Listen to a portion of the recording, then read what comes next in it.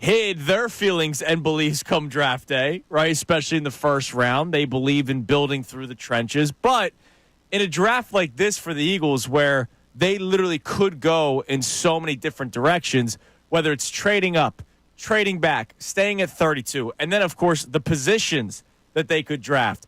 We all know about their love of the trenches, but they need a safety. They need a tight end. We talked about cornerback a little bit yesterday, and you had the Sumer Sports, Thomas Dimitrov, saying that cornerback could be the BPA, best player available, maybe around that 32nd pick yesterday. So it's exciting for me. I understand people love when the draft is a top 10 pick. I get it. I don't, because it meant I had a crappy fall.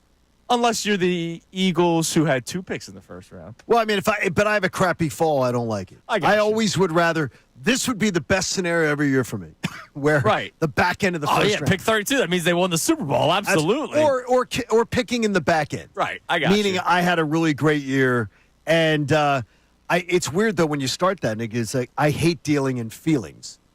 I like dealing in beliefs. Mm-hmm. But it is hard when you deal with this. But I believe one thing, and I'm totally convinced of it. The Eagles do not draft best player available.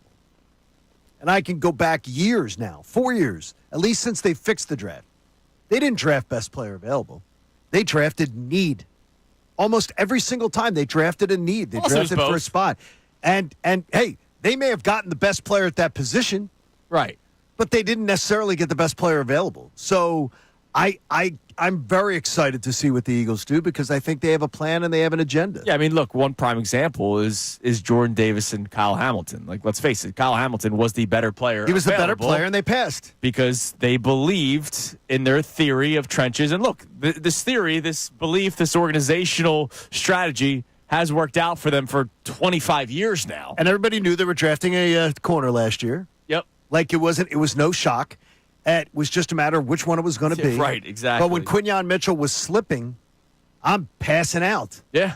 Because I'm pissed that they're missing on him, and thank God they didn't. Totally worked out. Now, this year, it's not obvious. So, yesterday, when we were on the show, this was kind of a conversation where we spent a few minutes on, and then we ended up moving on. But I would like to really dive deeper into it today, and I want the audience involved at 610-632-0975.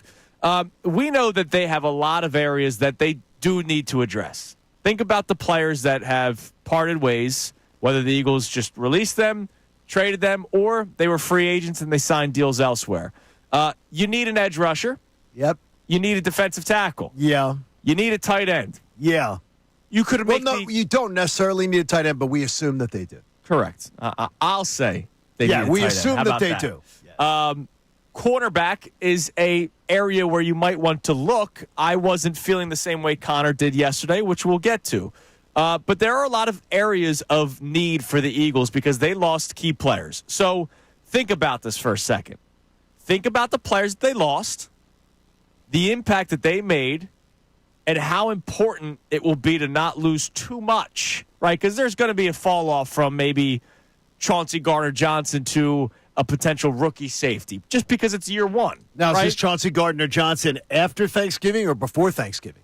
Because last year he was the worst player on their defense. For the first half of the season. Like 11 games into the year, he was the worst player on the defensive side of the ball. Yeah, totally Then he understand. stepped up again. Right. Stepped up again and did his job. And they ended up winning the Super Bowl. He's a big part of it. So what position is most important for the Eagles to hit on in this specific draft, in your opinion, John Kincade? I don't even think it's close. They got to have somebody riding shotgun to Jalen Carter. They got to have a defense. They got to. They have to find a way to replace Milton Williams. Yeah. Period. I mean, it's so obvious by the way that they've built their team and what they've always preached. It would be a curveball if they did anything different. And that's where I've been trying to talk myself out of the best player available stuff. Right. Best player available is the Eagles are going to draft for need. Yeah, and look, this is the big defensive tackle draft. So, again, signs point to that. They need a replacement to Milton Williams, right? I'm not ready to be like, here you go, Moro Ojomo. No. You know, that's 48% of the snaps because Jordan Davis is not a full-time player. So you look at the player they lost in Milton Williams. You look at the depth at that position right now. It needs to be added to. You look at the depth of this draft when it comes to that position. And then, oh, by the way, when it goes back to beliefs and feels, this is what the organization believes in. The organization believes in drafting in the trenches, defensive line. Now, that also means edge rushers. And if you look over the 14 years of Howie Roseman drafting, we went through this on NBC Sports Philadelphia the other day, edge rusher has still been the number one position that Howie Roseman has targeted over the last 14 years. But this time around, to me, all signs point to defensive tackle. And I agree with you. I believe that's the most important position where they need to hit on when it comes to this specific draft, because it also goes to how they coach.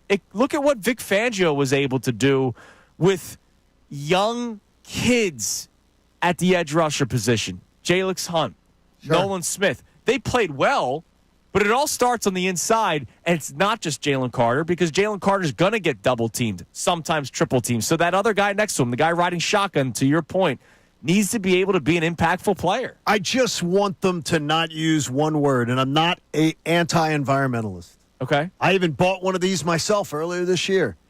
I don't want to hear hybrid. Okay, fair. And there's a couple guys that I heard being discussed yesterday on NFL Live, and they're talking about players. Oh, boy, wouldn't Vic Fangio or a couple other defense coordinators love to get their hands on this kid? He's a hybrid type. I don't want to hear hybrid first or second night. I really don't. Now, I don't like hybrid. You could make the case that Cooper DeJean is technically a hybrid player, even though the song says he's not a safety. You can. But you could technically make the case, slot corner, outside corner, and, of course, safety. Cooper DeJean is not a safety. I don't consider anybody being a slot corner and a corner as a hybrid player. I got you, but there's a craft, man. There are many guys who play slot corner until they can get a corner spot or anything like that. The idea of Cooper DeJean as a safety, I'm not into. Right. That's not what I want them to do, and I don't think they are either. Yeah, I don't think so either. I just don't want to hear hybrid, and it seems to be the new buzz term. Yeah. Well, he's a linebacker, but he's really a hybrid type defensive end. Yeah, because he can rush the passer and he can drop into coverage. I get it. I want to know what we're buying.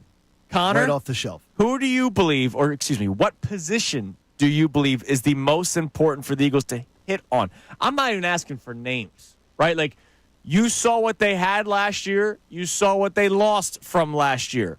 What position do you believe they need to target and hit on for you to feel comfortable going into the season? Yeah, you guys are probably right with interior defensive line, but for the sake of the conversation, I'm going to throw my hat in the safety ring.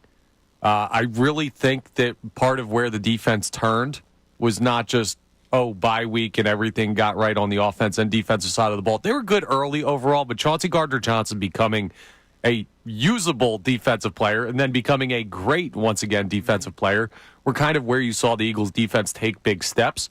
And we know that Vic Fangio has talked about how important that position is in his style of defense. I like Reed Blankenship as a 2. I haven't seen the Eagles do anything in free agency at the safety position. I think it's very important to have like a young player at that position that could grow with this defense for the next 4 or 5 years.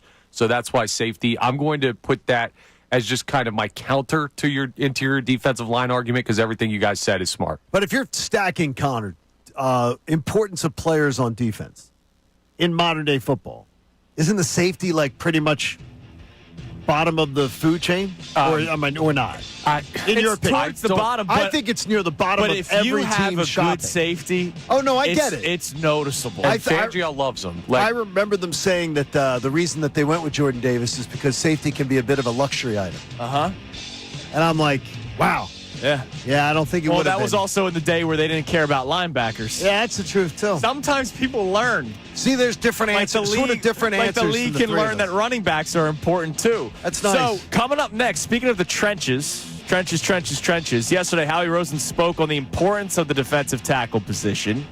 You'll hear from the Eagles GM ahead of the Big D tackle draft.